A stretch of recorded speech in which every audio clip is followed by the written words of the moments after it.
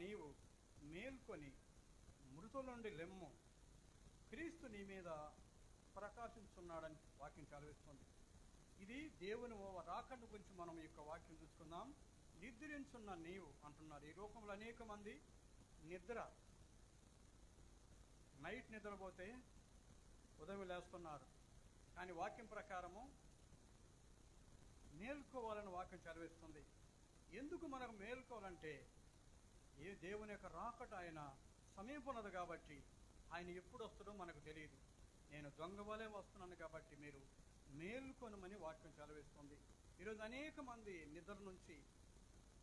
మంది ఈ నిద్ర వల్ల ఒక బాధలు కలుగుతుంది. అనేక మంది నిద్ర నుంచి వ్యాధులు వస్తున్నాయి. నిద్ర నుంచి అనేక మంది బాధలు కలుగుతుంది. నిద్రపోతుంటే ఉదయం లేయలేకపోతున్నారు. కానీ అలాగ మనకు వాక్యం చెప్పలేదు. దేవుని యొక్క బిడ్డలు మేల్కోవాలంట. మనం ఎందుకు మేలుకోవాలంటే ఆయన దేవుని రాకటకు సమీపం ఉన్నది కాబట్టి దేవునికి ఒక సమయం మనం పాటించాలంట. 1 గంట అయినను దేవునికి మనం సమయం ఇవ్వాలి, మేల్కోవాలి. ఈరోజు మేల్కోకుండా మనం ప్రార్థన చేస్తే ప్రయోజనం లేదు. నైటు ఏ సమయంలో మనం లెగాలనో, ఏ సమయంలో దేవుని స్తుతించాలనో, గణపరచాలనో దేవునికి మనం అంకితం చేయాలి. ప్రభువా, ఈ యొక్క టయానికి మమ్మల్ని లేపమంటే ఆయన లేపే దేవుడు. సమయం 1 గంట అయినా సరే దేవునికి మనం సమయం ఇచ్చినప్పుడు మన ప్రార్థన ఆయన విని మనకు బదులిచ్చే దేవుడు. కాబట్టి నిద్రించున్న నీవు మేల్కొనమంటున్నాడు. ఈరోజు అనేక మంది మేల్కోలేక బాధలు పడుతున్నారు, శోధనలు వస్తున్నాయి.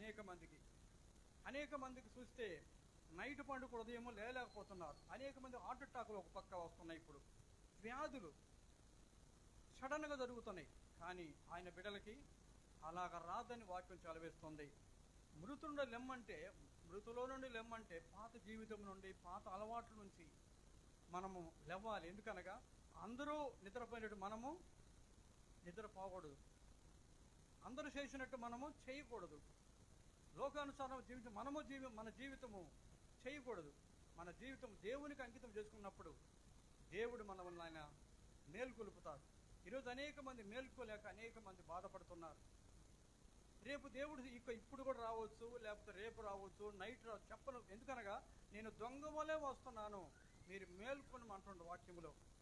ఈరోజు అనేక మంది ఆత్మానుసారము జీవించక శరీరసారము జీవిస్తూ అనేక మంది మేల్కోవటం లేదు. మనకు శారీరం ముఖ్యం కాదు, ఆత్మానుసారం మనం జీవించాలి. ఎల్లప్పుడూ మనం ప్రార్థన జీవితంలో ఉంటేనే ఆయన రాకట్లో మనము ఎత్తబడతాం. ఆయన రాకట ఎత్తబడాలంటే మనము ఏం చేయాలి? ప్రార్థనలో ఉండాలి. మనం పట్టుదలగా మనం ప్రార్థనలో ఉన్నప్పుడు దేవుడు ఆయన రాకట్లో మనం ఎత్తబడతాం. ఈ లోకంలో అనేక మంది ఆ యొక్క మేలుకోలేక లోకానుసారముగా జీవిస్తూ లోకాదులో లొంగిపోయి అనేక మందికి నరకల కోతలు అవుతున్నారు. కానీ మనం అందరము అలాగా కాకూడదని వాక్యం చదివేస్తుంది. నీ మేలుకోవాలి. ఎందుకు మేలుకోవాలని వాక్యం చదివి? ఎందుకంటే మత్తయి రాసిన సువార్త 26వ అధ్యాయం 41 వచనం ఎందుకు మేలుకోవాలని వాక్యం చదివిస్తుంది. ఎందుకు మేలుకోవాలంటున్నాడు? మత్తయి సువార్త 26వ అధ్యాయం 41.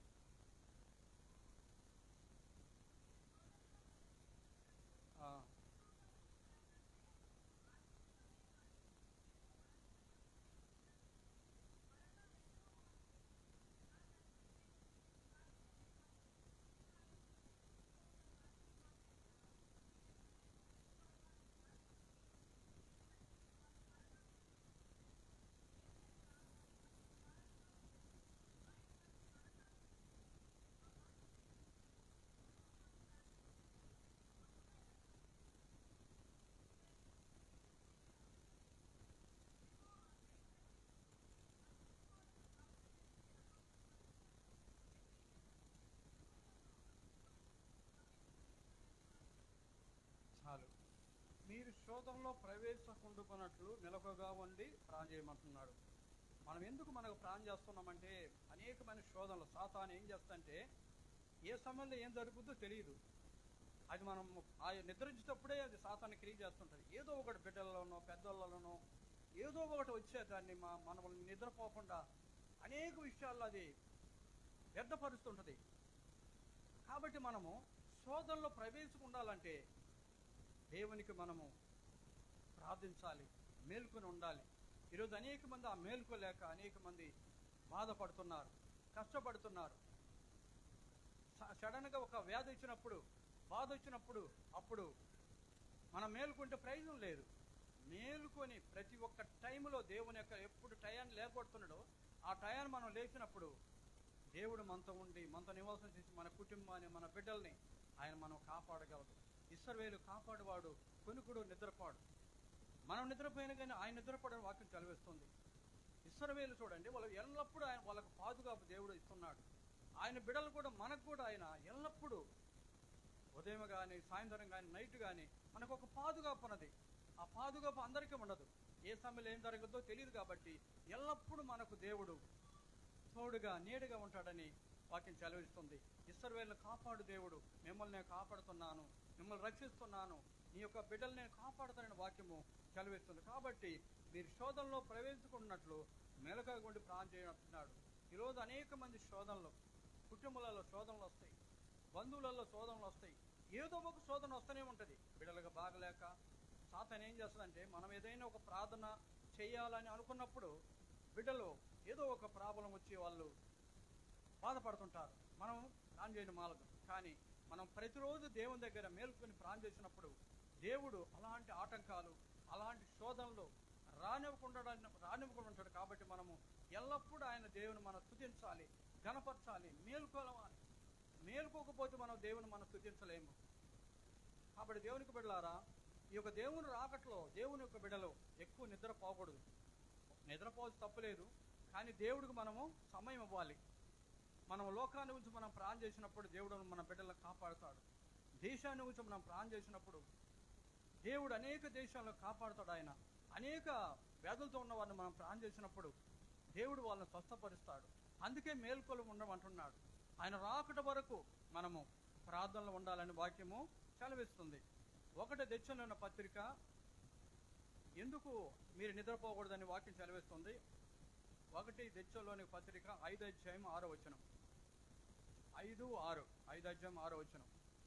1 దెచ్చలోని పత్రిక 5వ అధ్యాయం 6వ వచనం.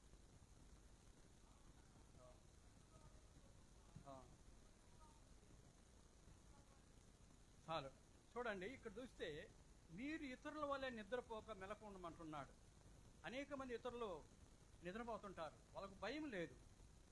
అనేక అన్ని జనాంగానికి భయం లేదు. ఎందుకనగా వాళ్ళు నిద్రపోతారు. వాళ్ళు టయార్డ్గా ఉండి నిద్రపోతారు. మనకు ఎన్ని టయార్డ్ ఉన్నా ఎన్నున్నా దేవుడు మనం మేల్కొల్పుతాడు. లేచి ప్రార్థన చేసుకో, ఇదిగో శోధన వస్తుంది, ఇదిగో బాధలు వస్తున్నాయి. ఆయన ఏం చేస్తాడు, ఆయన ఆ టైం ప్రకారం మనం లేపుతాడు. కాబట్టి ఇతరుల వలె, ఇతరులు నిద్రపోతున్నప్పుడు మీరు నిద్రపోకండి. అలాగ నిద్రపోతే మనం క్రైస్తవులు కాదు. మన కొరకు దేవుడు దివారాత్రంలో మేల్కొల్తుంటాడు. ఆయన నిద్రపోతే ఒక సమయం కూడా మనం ఉండలేము. కాబట్టి మన కొరకు ఆయన మేల్కొని ఉంటున్నాడు. మనం ఏ సమయంలో ప్రార్థన చేస్తామా, ఏ సమయంలో ఆయన బిడ్డలకు కష్టాలు వచ్చినాయా, ఆపద వచ్చినాయా, ఇడైన ఆపద వచ్చింది సమయంలో తెల్లదాం కూడా వచ్చిందనుకో, మనం ఎవరిని అడగాలి, ఎవరి దగ్గరికి వెళ్ళాలి. కొంతమంది మనకు సాక్ష్యం కూడా చెప్పారు, మరి 1 గంట అయింది, 2 అయింది, మాకు హాస్పిటల్ లేదు కాబట్టి నేను నా బిడ్డల పైన చేపెట్టి ప్రార్థన చేశాను, నా బిడ్డకు బాబయింది, జ్వరం విడుదలైంది. చూడండి, అందుకే దేవుడు మేల్కొల్పమంటున్నాడు. అదే వీళ్ళు బిడ్డలు బాధపడేటప్పుడు మనం నిద్రపోతే ఆ బిడ్డల పరిస్థితి ఏంటి? కాబట్టి మనము ఎల్లప్పుడూ మేల్కొని ఉన్నప్పుడు దేవుడు మన బిడ్డలను ఆయన పాదుగా పొంది, భద్రత ఉంది, కాపుదల ఉంది. అనేక విషయాలు మనకు కాపుదల లేకపోతే మనము ఈ లోకంలో మనం ఉండలేము. కాబట్టి మనము ఇతరుల వల్లే మనము ప్రార్థన చేయకుండాని వాక్యము సెలవిస్తుంది. ఇంకా మనం చూస్తే 1 పేతురు రాసిన పత్రిక 5వ అధ్యాయము 8వ వచనం. 1 పేతురు రాసిన పత్రిక 5వ అధ్యాయం 8వ వచనం.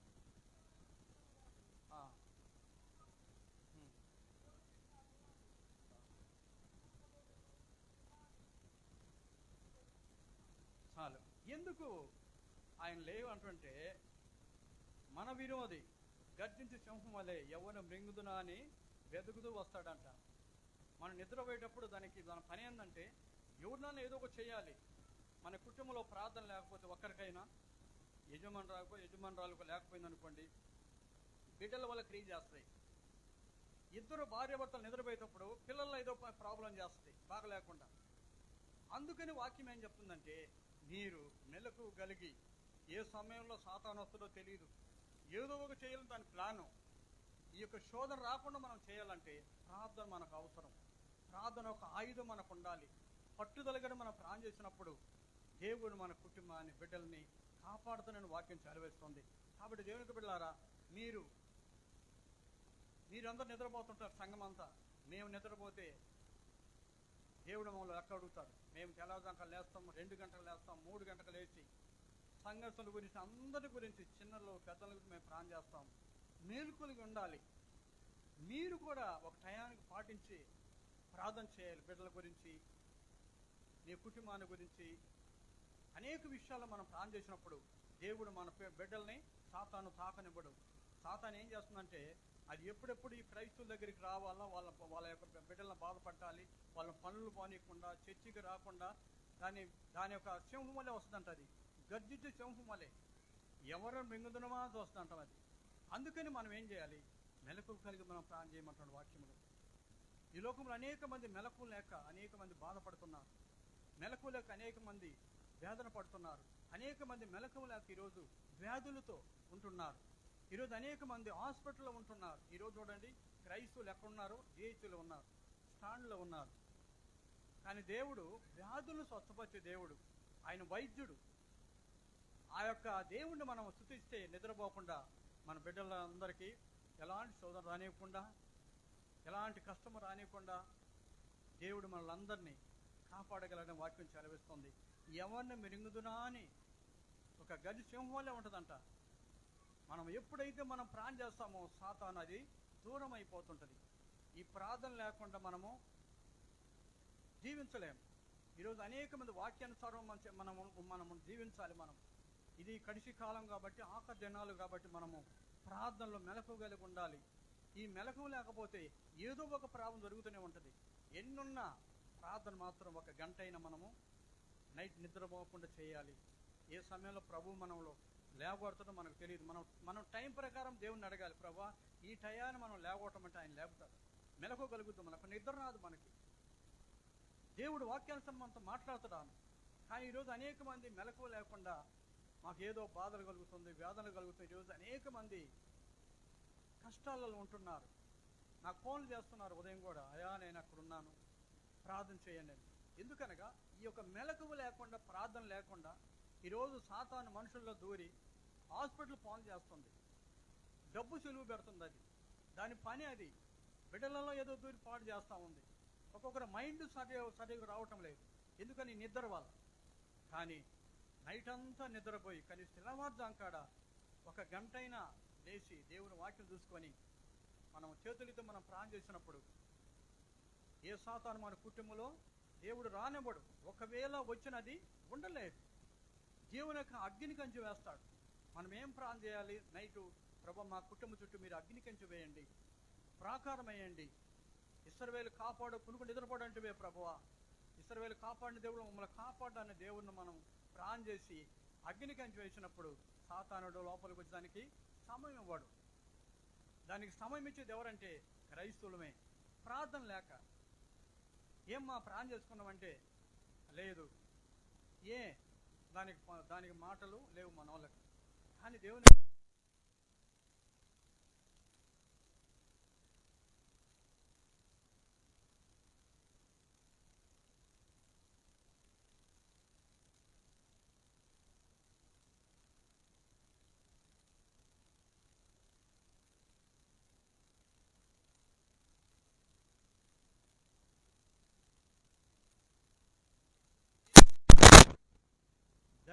సమీపస్తులుగా మనం ఉండాలి. ఈ లోకం అనేక మంది క్రైస్తవులు దేవునికి దూరస్తులుగా ఉంటున్నారు. మనం సమీపస్తులుగా ఉంటే ప్రభు మనతో ఉంటాడు. ఆయన ఎప్పుడు పిలిచినా ఆయన పలికే దేవుడు. ఇశ్రాయేలు కాపాడు దేవుడు మనల్ని కాపాడ్డా, రక్షించడా? మనకు ఇశ్రాయేలుకి ఎలాంటి పొదుపు చేశాడా దేవుడు? అయితే మనకు ఆయన చెయ్యడు. ఎందుకనగా మనకు కొరత ఉండాలంటే మనలో ఉండే యొక్క ప్రార్థన సమయం తక్కువ చేస్తున్నాడు. కాబట్టి మనకు అనేకమైన శోధనలు వస్తుందని వాక్యము సెలవిస్తుంది. ఇంకొక మాట మనం చూసుకుందాం. మనం అనేకమైన శోధనలు వచ్చినప్పుడు మనం ఎవరిని పిలవాలి? సడన్గా ఒక తెల్లదాకా ఒకటి జరిగింది, లేకపోతే 2 గంటలకు జరిగింది, మనకు బాధలు పిల్లలకు కానీ మనకు కానీ. కానీ యెషయా రాసిన గ్రంథము 58వ అధ్యాయము 9వ వచనం, ఆయన మనం ఎలాగ పిలవాలి, ఎలాగ అడగాలని వాక్యం ఉంది. యెషయా రాసిన గ్రంథము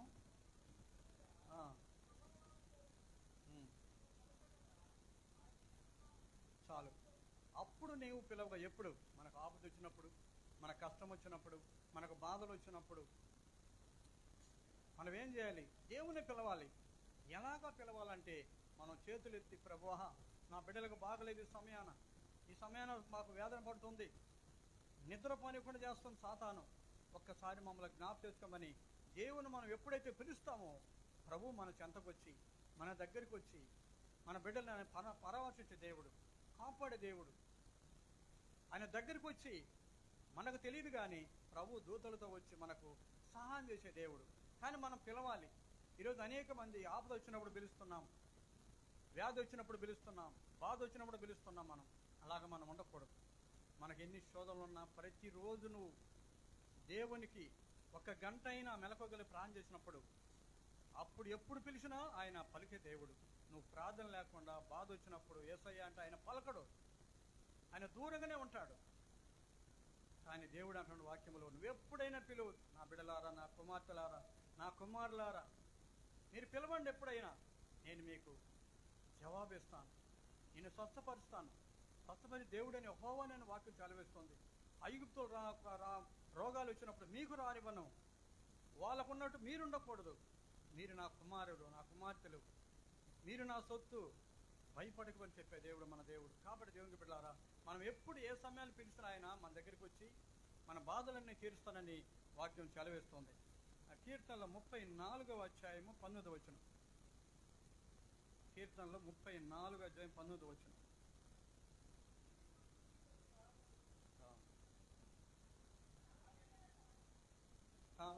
అదే చదువు. నీటి మంత్రులు పలుగు ఆపుతారు అనేక.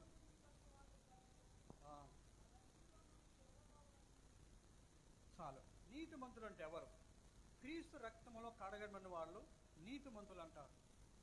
వాళ్ళు దేవుని బిడ్డలు అంటారు వాళ్ళు. కానీ నీతి మంతులకు, దేవుని యొక్క బిడ్డలకు అనేక ఆపదలు వస్తాయి, కష్టాలు వస్తాయి, బాధలు వస్తాయి. అయితే దేవుడు వాటి అన్నింటిలో నుంచి ఆయన మనం విడిపిస్తాడంట.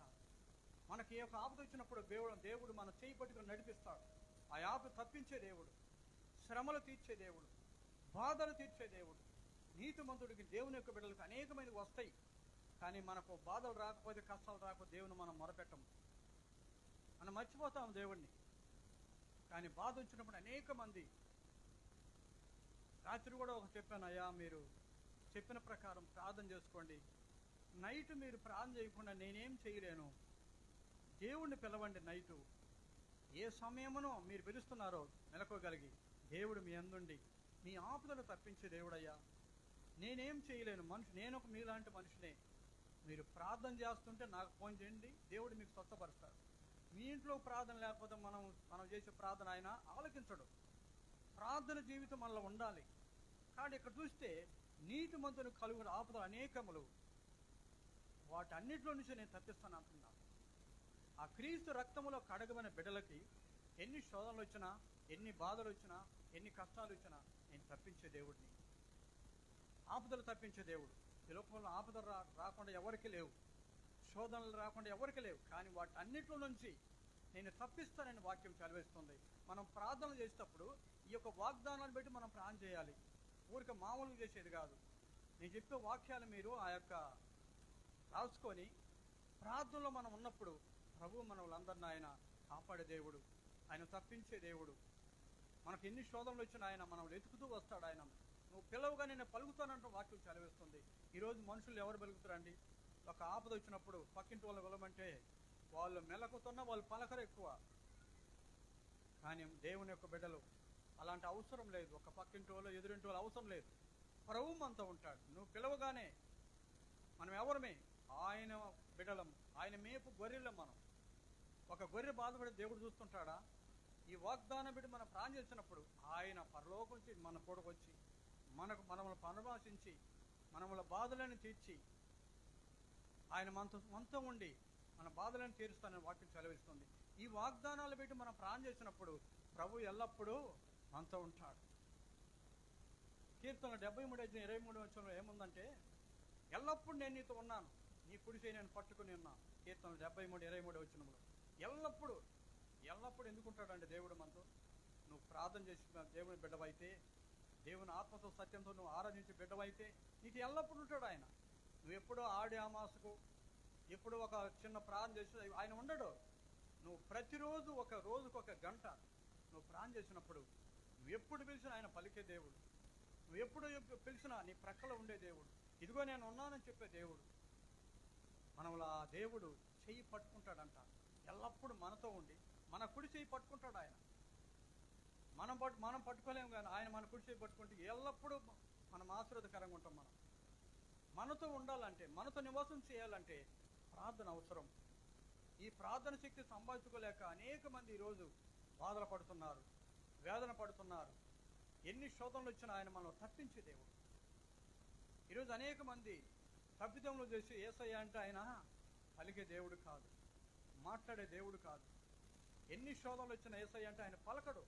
నువ్వు ప్రతిరోజు దేవుణ్ణి మనం వెతుకుతున్నప్పుడు, ప్రతిరోజు దేవుని స్తుతించినప్పుడు, ప్రతిరోజు ఇంట్లో నువ్వు ప్రార్థన చేసినప్పుడు, ఆలయానికి వచ్చి నీ నామను దేవుని మహిమపరిచినప్పుడు దేవుడు మనతో ఉండి మనతో నివాసం చేసి మనం ఏ కార్యం కావాలనో, ఏ కార్యం ద్వారా మనం ప్రార్థన చేశామో, ఏం అడుగుతున్నామో ఆయన ఇస్తానని వాక్యం సెలవిస్తుంది. ఈరోజు ఎవరు ఏగిపోయినా మనకు ఆయన ఇచ్చే దేవుడు. ఆయన మన స్థితి మార్చే దేవుడు. ఇంతకుముందు మనం ఎలా ఉన్నాం? మనం బీద చిత్తుగా ఉన్నాం. మనం ఆయన గుర్తెరిగిన తర్వాత, రక్షింపబడిన తర్వాత ఈరోజు ఆ యొక్క మన స్థితి ఆయన మార్చారు. ఇంతకుముందు ఎలాగున్నాం? మనం ఇల్లు లేక, వాకిలు లేక, అనేక మంది గుడిసెలు కట్టుకొని, సరైన పనులు లేక, బట్టలు లేక బాధపడుతున్నాం. మనం ఎప్పుడైతే దేవుణ్ణి నమ్మి ఆయన విశ్వాసం ఉంచామో, ఆయన దేవుని మనం స్తుతిస్తున్నామో, దేవుడు మన స్థితిని మార్చే దేవుడు మన దేవుడు. కానీ ఈరోజు అనేక మంది ఆయన స్తుతి లేక ఇంట్లో ఆలయం లేక బాధపడుతున్నాం. నేను శుక్రవారం వచ్చి ఎంతమంది ఇచ్చున్నారు? 6. అందరు ఇళ్లలో కూర్చుంటున్నారు. నేను ఎవరి కోసం వస్తున్నా ఇక్కడికి? నేను సంఘస్థుల కోసం బాధపడుతున్నారని. మన బాధలు తీర్చేదనేది సంఘము, దేవుని ఆలయం. మన బాధలను చెప్పుకున్నట్లయితే ఆయన విని మన బిడ్డలను, మన కుటుంబాన్ని ఆయన కాపాడే దేవుడు. మనకి ఏ సమస్య వచ్చినా, ఏ యొక్క బాధలు వచ్చినా ఆ ఆలయానికి వచ్చి దేవుణ్ణి అడగండి. తప్పగా ఆయన తీర్చే దేవుడు. నేను కాదు, నన్ను పంపాడు ఈ ఊరికి. ఆలయంలోకి వచ్చి ఈ ఉపవాస ప్రార్థన పెట్టి మనం ప్రార్థన చేసినప్పుడు దేవుడు తప్పక ఆయన మన వ్యాధులైనా ఆయన తీర్చే దేవుడు. ఈరోజు అనేక మంది వ్యాధులు ఉన్న ప్రతి ఒక్కరికి ఉన్నది. ఇక్కడ ముందు ఉంది కదా, నీతి ముందు కలుగు ఆపుతారు అనేకములు. అయితే వాటన్నిటిని తప్పించదంటే ఎక్కడ? నీ ఆలయంలోనే. దేవుని చెంతకు వస్తే, నా చెంతకు వచ్చి వారిని నేను మాత్రమును త్రోసివేని వాక్యం చదివిస్తుంది. ఆయన చెంతకు వచ్చే ప్రతి బిడ్డలకి స్వస్థత దొరుకుతుంది, బదులుంది, జవాబు ఉంది. మన దుఃఖం సంతోషం ఆయన మార్చబోతున్నాడు. కాబట్టి మనము ఎల్లప్పుడూ దేవుని మనం స్తుతించాలని వాక్యం చదివిస్తుంది. ఇంకొక వాక్యం మనం చూసుకుందాం. ప్రకటన రాసిన గ్రంథము, ప్రకటన 16:16.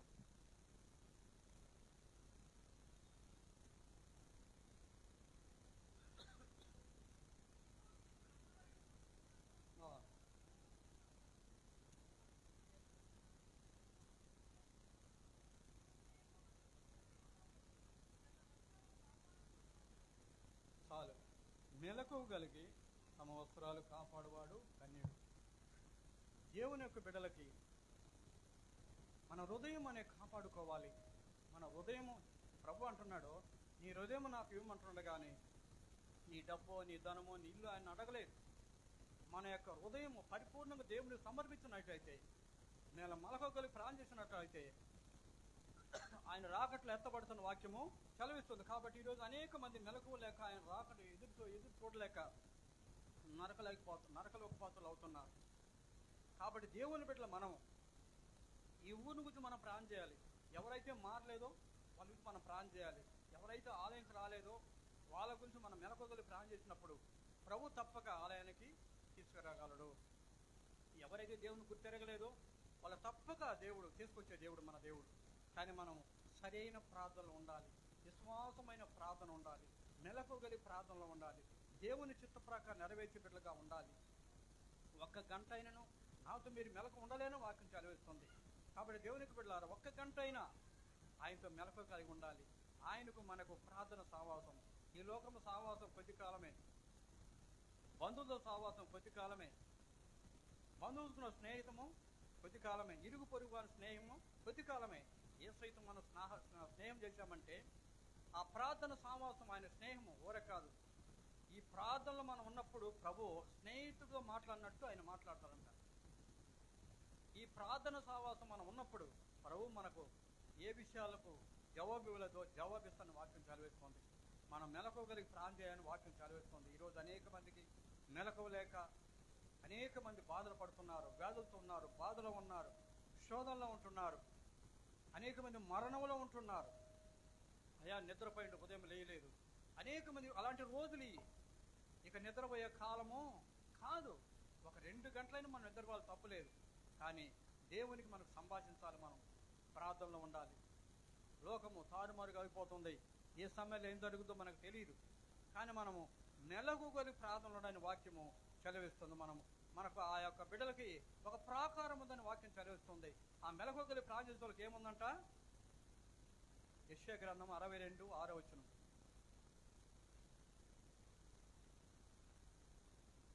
యెషయా గ్రంథం 62:6. మెలకువగా ప్రార్థించే వాళ్ళకి ఏముందని వాక్యం చదివిస్తుంది.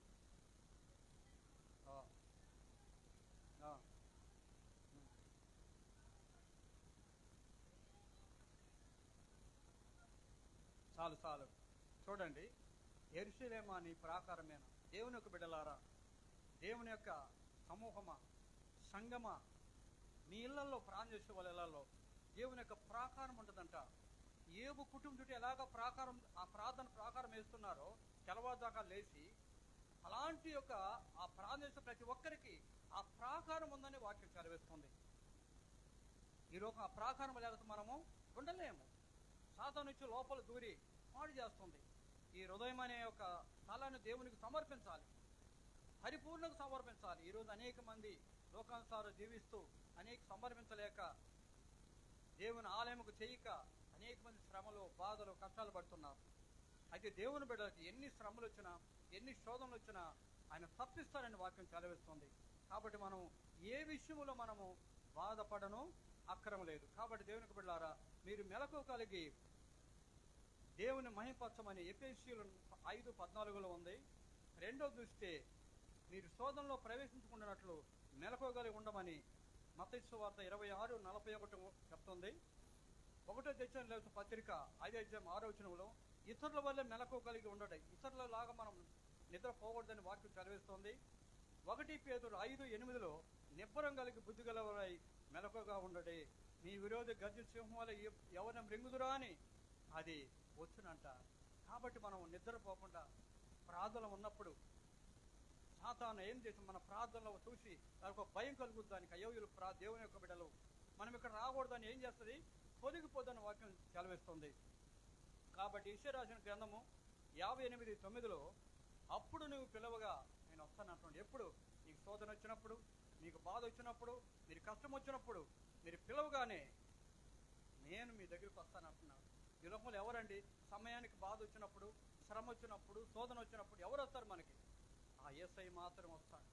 నీ కొరకు నా కొరకు రక్తం సిందించిన దేవుడు. ఎప్పుడు పిలవగానే ఆయన వస్తానని వాక్యం చదివిస్తోంది. మనం చూసినట్లయితే ప్రకటన 16:10 మెలకువ కలిగి తమ వస్త్రము కాపాడుకునేవాడు ధన్యుడు. తమ వస్త్రాలు కాపాడుకునేవాడు. మనం ఎలాగ ఉండాలి? దేవుని రాకడ ఎదురు చూసి బిడ్డగా ఉండాలి. మన హృదయం ఎలాగున్నది, మన తలంపు ఎలాగున్నది, మన పద్ధతులు ఎలాగున్నది, లోకానుసారం మనం జీవిస్తున్నామా? లోకాలను మనం లొంగిపోకూడదు, లోకం చేసినట్టు మనం చేయకూడదని వాక్యము సెలవిస్తుంది. ప్రార్థన చేసుకుందాం.